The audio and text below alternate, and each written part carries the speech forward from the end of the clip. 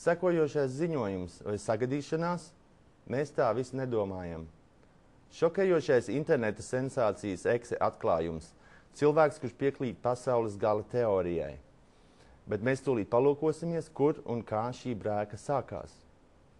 Pēdējo pāris gadu laikā jauns un intriģējošs cilvēks, kuru pazīstam vārdā Exe, ir spēlējis neparastu, bet interesantu spēli, kuru varētu dēvēt Savienosim punktus, kurā viņš ir izmantojis pārdabisku parādījumu sēriju novērojumus.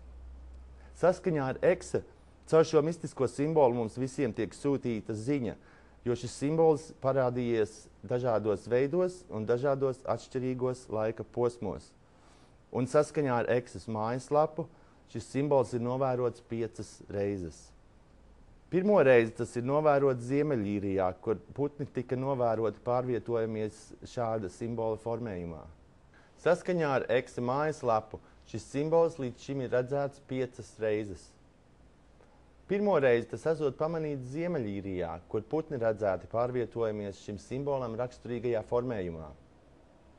Otrajā atgadījumā notika 2 gadus vēlāk, kad tas pats simbols tika redzēts Labības laukā, Havaju salās, kur kāds aculiecinieks apgalvojas, ka viņš pats esot redzējis spožas ugunis tieši virs tās vietas, kur šis simbols vēlāk parādījies.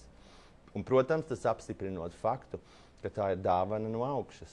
Virzoties tālāk, 2004. gada 14. novembrī, līdz šim visuztraucošākajā gadījumā, simbols pēkšņi parādījies uz kāda bīskapa dēlnes, kādā Kyoto baznīcā, Japānā.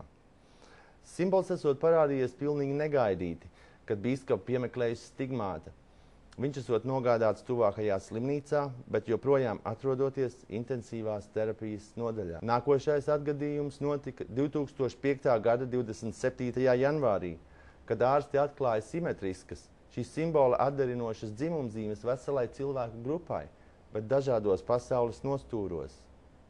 Šo atgadījumu vēl neviens nav saņēmies izskaidrot, bet labākie vēža speciālisti joprojām lauza galvas, mēģinot rast atbildes.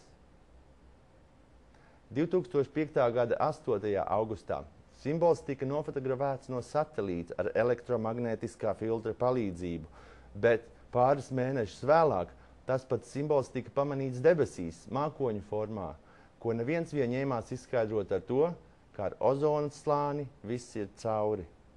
Kopš Exe publicēja šīs konspirācijas teorijas savā mājaslapā, viņa sekotāju skaits esot sasniedzis 7 miljonus cilvēku no dažādām pasaules malām.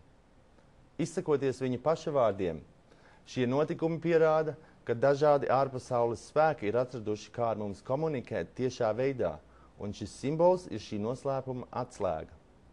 Vai tas viss patiešām notiekās? Vai mums būtu jāuzmanās no kādām sekām?